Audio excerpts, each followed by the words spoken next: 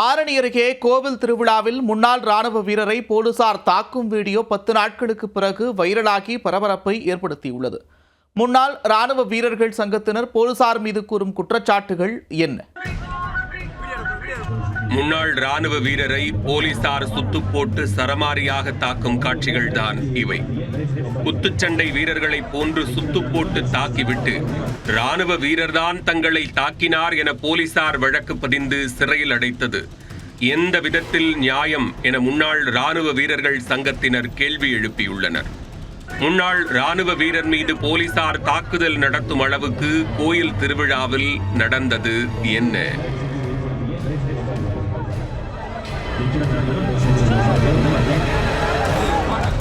திருவண்ணாமலை மாவட்டம் ஆரணி அருகே உள்ள அர்ஜுனாபுரம் கிராமத்தில் கடந்த 10 நாட்களுக்கு முன்பு மாரியம்மன் கோவில் திருவிழா வெகு விமர்சையாக நடைபெற்றது. இதையொட்டி இரவு நேரத்தில் ஊர் மக்கள் சார்பில் ஆடல் பாடல் நிகழ்ச்சிக்கு ஏற்பாடு செய்யப்பட்டிருந்தது.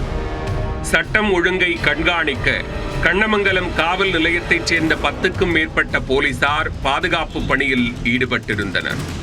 அப்போது துருகம் கிராமத்தைச் சேர்ந்த முன்னாள் ராணுவ வீரர் ரமேஷ் பாபு மற்றும் தற்போது இந்திய ராணுவத்தில் பணியாற்றி வரும் பிரபாகரன் ஆகியோர் பாடலுக்கு ஏற்ப நடனமாடியதாக கூறப்படுகிறது. உடனே அங்கு சென்ற போலீசார் இருவரையும் தட்டி கேட்டதை தொடர்ந்து இரு தரப்பினருக்கும் இடையே கடும் வாக்குவாதம் ஏற்பட்டுள்ளது. வாக்குவாதம் முற்றிய நிலையில் கண்ணமங்கலம் காவல் நிலையத்தைச் சேர்ந்த தலைமை காவலர் சபரி, சிறப்பு உதவி ஆய்வாளர் திருமால் மற்றும் ஊர்காவல் படையைச் சேர்ந்த சிலர் இணைந்து முன்னாள் ராணுவ வீரர் ரமேஷ் பாபுவை தாக்கியதாக குற்றச்சாட்டு எழுந்தது.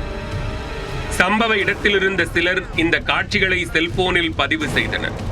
இதனிடையே காவல்துறையினரை தாக்கியதாக தலைமை காவலர் சபரி அளித்த புகாரின் பேரில் ரமேஷ் பாபு மற்றும் பிரபாகரன் ஆகியோரை கண்ணமங்கலம் போலீசார் கைது செய்தனர்.